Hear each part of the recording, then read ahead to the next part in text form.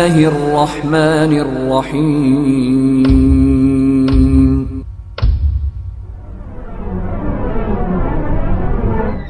لله رب العالمين والصلاة والسلام على سيد الأنبياء والمرسلين وعلى آله وأصحابه أجمعين أما بعد أعوذ بالله من الشيطان الرجيم بسم الله الرحمن الرحيم لقد كان لكم في رسول الله أسوة حسنة رب اشرح لي صدري ويسر لي أمري واحلل عقدة من لساني يفقهوا قولي رب زدني علما رب زدني علما رب زدني علما. محترم حضرات و خواتین، صلح حدیبیہ کا مکمل واقعہ بیان کیا جا چکا ہے۔ آپ صلی اللہ علیہ وسلم حدیبیہ کے واقعے سے ذوالحجہ کے اواخر میں جو ہے واپس آئے اور سن 6 ہجری ختم ہونے والی تھی۔ ہجرت کا 6واں سال بالکل ختم ہونے والا تھا۔ سن 6 ہجری کے اخیر میں جب آپ صلی اللہ علیہ وسلم مدینہ آ گئے تو کچھ واقعات ہوئے۔ وہ واقعات میں آج آپ لوگوں کے سامنے رکھوں گا۔ ایک واقعہ یہ ہوا کہ زمانے جاہلیت میں اگر کوئی شخص اپنی بیوی کو کہہ دیتا ان الفاظ کے ساتھ انت علیہ کا ظہر امی، تم مجھ پر میری ماں کی پیٹھ کی طرح ہو، تو طلاق واقع ہو جاتی تھی۔ یعنی طلاق دینے کا ایک اسٹائل یہ بھی تھا، ایک طریقہ یہ بھی تھا کہ بندہ کہہ دیتا انت علیہ کا ظہر امی، تم مجھ پر جو ہے میری ماں کی پیٹھ کی طرح ہو، طلاق واقع ہو جاتی تھی۔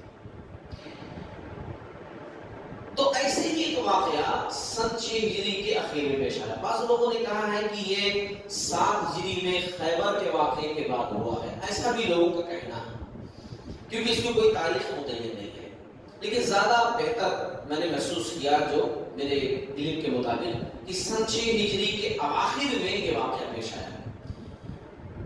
اس کو واقعہ زہار کے نام سے جانا جاتا ہے۔ واقعہ پورا اس طرح ہوا تھا کہ مدینہ کے اندر ایک خاتون تھی، ان کا نام تھا خولہ بنت ثعلبہ رضی اللہ تعالی عنہ۔ کیا نام تھا ان کا؟ خولہ بنت ثعلبہ۔ ان کے شوہر تھے اوس بن صامت رضی اللہ تعالی عنہ، بڑے بوڑھے تھے، بزرگ تھے۔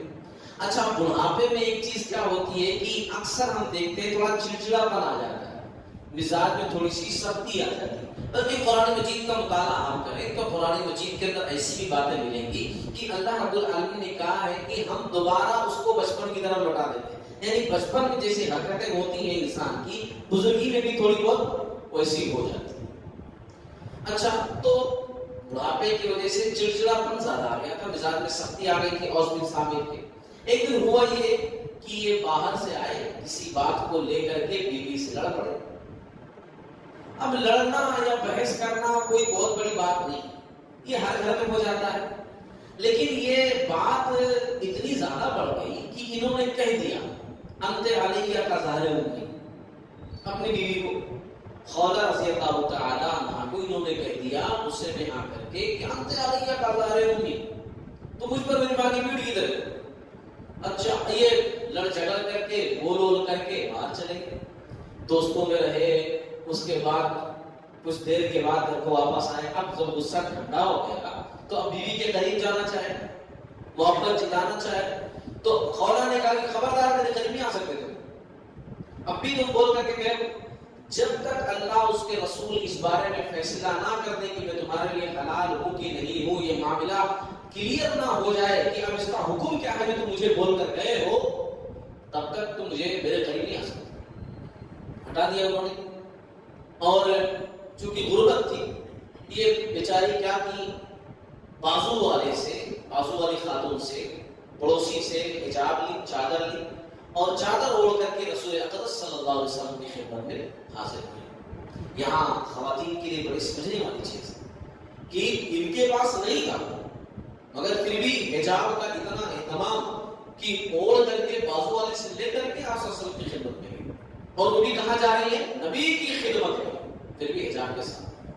اچھا پہنچی, حدیث کے اندر واقعہ بیان کیا گیا ہے, پورا واقعہ انہوں نے آپ صلی اللہ علیہ وسلم کے سامنے بیان کیا. باقاعدہ کہا آپ صلی اللہ علیہ وسلم سے بحث کرتے ہوئے, ہے نا, بحث کرتے ہوئے کہا یا رسول اللہ صلی اللہ علیہ وسلم ذرا دیکھیے ان کو, میں نے پوری جوانی ان کے اوپر خرچ کر دی, کتنے بچے دیے میں نے, اولاد دی میں نے ان کو, اور اب جب میں بوڑھی ہو چکی ہوں تو انہوں نے ایسا مجھے بول دیا, اس طریقے سے الفاظ ادا کر کے میں کہاں جاؤں گی بڑھاپے کے ہاتھ, کیا کروں گی میں. اچھا آپ صلی اللہ علیہ وسلم سے بھی شکوہ بلا کر رہی ہیں, بول رہی ہیں, اور اوپر سے اللہ تعالیٰ کو بھی یاد کر رہی ہیں, ساتھ ساتھ کہہ رہی ہے اے اللہ میں تیری ہی بارگاہ میں اس کی جو ہے شکایت کرتی ہوں کہ اور کے سامنے نے ایسا میرے ساتھ کیا, اس عمر میں جو ہے مجھ کو ایسا بول دیا. ساتھ ساتھ یہ بھی کہہ رہی چونکہ زہار کے بارے میں کوئی مکمل قانون, کوئی مکمل آیت, کوئی مکمل فیصلہ نازل ہی نہیں ہوا تھا, تو آپ صلی اللہ علیہ وسلم نے بھی کوئی مکمل حکم نہیں سنایا کہ نہیں ایسا کچھ بھی نہیں ہے, طلاق واقع نہیں ہوئی ہے, تم یہ کر لو وہ کر لو, کیونکہ اس بارے میں کوئی آرڈر آیا نہیں تھا اللہ تعالیٰ کی طرف سے, اور آپ صلی اللہ علیہ وسلم اپنی طرف سے کچھ نہیں بولتے تھے, اللہ تعالیٰ جیسا بولنے کے لیے کہتے تھے ویسا آپ صلی اللہ علیہ وسلم کرتے تھے. تو آپ صلی اللہ علیہ وسلم نے یہ کہا کہ دیکھو اپنے چچا زاد کے بارے میں اللہ کا خوف رکھو. ان کے جو شوہر تھے ان کے چچا زاد تھے, تو کہا کہ ان کے بارے میں بوڑھے ہو چکے ہیں, بول دیے ہوں گے, ذرا دل پر مت لو, صبر کرو, جانے دو, کیوں اتنا زیادہ ناراض ہو تم ان کو لے کر کے, کیونکہ بہت غصہ تھی, اسی لیے آپ سے شکایت وغیرہ کر رہی تھی, ان کے اخلاق کے بارے میں شکایت کر رہی تھی. آج نہیں, پوری روٹین بتا رہی تھی کہ ایسا کیا میرے ساتھ, ایسا کیا پورا بتا رہی تھی. اچھا اما عائشہ رضی اللہ تعالیٰ عنہا حدیث بیان کرتے ہوئے کہتی ہیں کہ حجرہ بہت بڑا نہیں تھا, گھر کے ایک کونے میں وہ حجاب کے ساتھ آئی تھی, آپ صلی اللہ علیہ وسلم سے بات کر رہی تھی, اتنی بحث کر رہی تھی, محسوس ہو رہا تھا مگر کیا بول رہی ہے وہ سنائی نہیں دے رہا تھا. یہ تو ساری باتیں بعد میں اوپن ہوئی نا, لیکن اس وقت کچھ سنائی نہیں دے رہا تھا. اما عائشہ رضی اللہ تعالیٰ نے کہا کہ میں بھی حجرے میں کونے میں موجود تھی مگر مجھ تک ان کی باتیں نہیں پہنچ رہی تھی, اس طرح آپ صلی اللہ علیہ وسلم سے بحث کر رہی تھی مگر سنائی نہیں دے رہا تھا. مگر قربان جی اللہ رب العالمین عرش والے تک بات پہنچ گئی, کیونکہ اللہ تعالیٰ تو دل کی بات کو جان رہا ہے. اسی لیے کہتے ہیں مصیبت میں ہو, پریشانی میں ہو, کتنا درد, تکلیف, دکھ, دنیا والوں کو بانٹنے سے پہلے اس سے شیئر کرو, اس سے بانٹو, اس کے سامنے رکھو. مشکلات کو دور کرنے والا وہی ہے, کامیابی کے راستے پر چلانے والا وہی ہے, مصیبتوں کو ٹالنے والا وہی ہے, غموں کے بادل کو ہٹا کر خوشیوں کی برسات کرنے والا وہی ہے. اور اس رب العالمین نے باقاعدہ اعلان کر رکھا ہے, کہہ رکھا ہے وَإِذَا سَأَلَكَ عِبَادِي فَإِنِّي قَرِيبٌ أُجِيبُ دَعْوَةَ الدَّاعِ إِذَا دَعَانِ, کہ جب میرے بارے میں میرے بندے سوال کریں عبادی انی فإنی قریب, تو آپ کہیے کہ میں ان کے بڑا قریب ہوں, میں دور نہیں ہوں, ان سے بڑا قریب ہوں. جب بھی میرا بندہ مجھ سے سوال کرتا ہے, کچھ مانگتا ہے, کچھ پوچھتا ہے, میں جواب دیتا ہوں. عرش والے نے بات سنی اور تھوڑی ہی دیر گزری تھی شکوے شکایت کی بات کرتے ہوئے کہ اللہ رب العالمین نے سورہ مجادلہ کی آیت نازل کر دی. قرآن میں ایک آیت ہے سورۃ المجادلہ, کیا آیت, سورہ کا نام ہے سورہ بقرہ, سورۃ المجادلہ, اٹھا کر دیکھیے گا, ہے نا. اس سورہ کے معنی ہوتے ہیں بحث و تکرار, مجادلہ بحث و تکرار. انہوں نے جو گفتگو کی, جو بحث کی آپ صلی اللہ علیہ وسلم سے, اس کے بارے میں اللہ نے آیتیں نازل کر دی. اللہ نے کہا قد سمع اللہ قول التي تجادلك في زوجها وتشتكي الى الله والله يسمع تحاوركما ان الله سميع بصير. پوری 1 سے لے کر 4 تک کی آیتیں پڑھی. اللہ نے کہا کہ اے نبی, اللہ نے اس عورت کی بات سن لی جو اپنے شوہر کے متعلق آپ سے جھگڑ رہی تھی, اور وہ اللہ سے شکوہ کر رہی تھی, اور اللہ تم دونوں کی گفتگو سن رہا تھا. بے شک اللہ خوب سننے والا, خوب دیکھنے والا. اور پھر اس کے بعد اللہ نے اگلی آیت کے اندر کہا, اللہ تعالیٰ نے کہا کہ جو لوگ اپنی بیویوں سے زہار کرتے ہیں, ایسا کہہ دیتے ہیں انت علیہ کا ظہر امی, تو سچ مچ ان کی مائیں نہیں ہو جاتی ہیں کہ ان کی بیویاں ان کی مائیں ہو جائیں. ان کی مائیں وہی ہیں جن سے وہ پیدا ہوئے, وہ ان کی اصلی مائیں ہیں. کہہ دینے سے ماں بیوی ماں نہیں بن جاتی, اور وہ ناگوار بات جو کہتے ہیں نہ کہیں, وہ جھوٹی بات ہے, غلط بات ہے, لیکن بے شک اللہ بہت معاف کرنے والا اور نہایت بخشنے والا ہے۔ اللہ نے یہ بھی کہا کہ آئندہ سے نہیں کہنا اللہ بہت بخشنے والا ہے، بڑی مہربانی کرنے والا ہے، غلط بات پہ آئندہ سے نہیں کہنا۔ اور پھر اللہ تعالیٰ نے حل بتایا، اس کے بعد کی آیتوں میں اللہ نے حل بتایا سورۃ جاتا ہے کہ اگر ایسا آپ کوئی کہہ دے، زمانے جاہلیت کے بعد زمانے جاہلیت میں، لیکن اب اسلام میں کوئی ایسا کہہ دے تو حل کیا ہے؟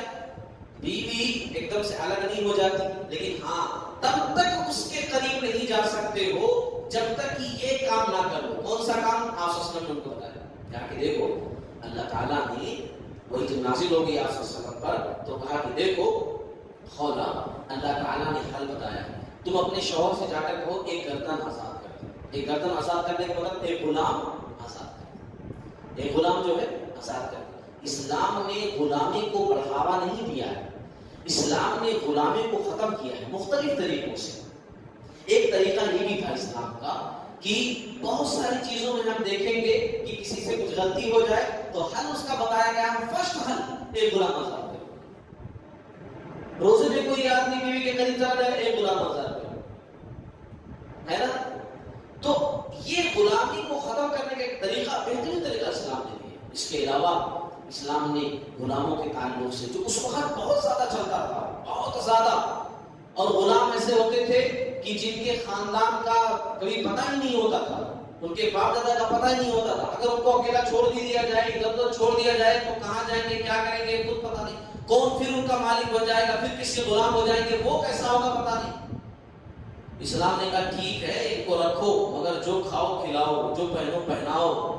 ایک صحابی ایک غلام کو اپنے مار رہے تھے، غصے میں آ کر کے کسی غلطی پر سڑک پر مار رہے تھے، بے عزت اس کو کر رہے تھے، رسول اللہ صلی اللہ علیہ وسلم نے دیکھا تو آپ صلی اللہ علیہ وسلم نے اتنا ہی کہا، آپ صلی اللہ علیہ وسلم نے کہا کہ اس کے اوپر آج تم مالک ہو، تم آقا ہو، وہ غلام ہے تو تم مار رہے ہو، تم بھی یاد رکھو تمہارا بھی مالک ہے اور وہ تم سے زیادہ طاقتور ہے کہ تم کو سزا دے۔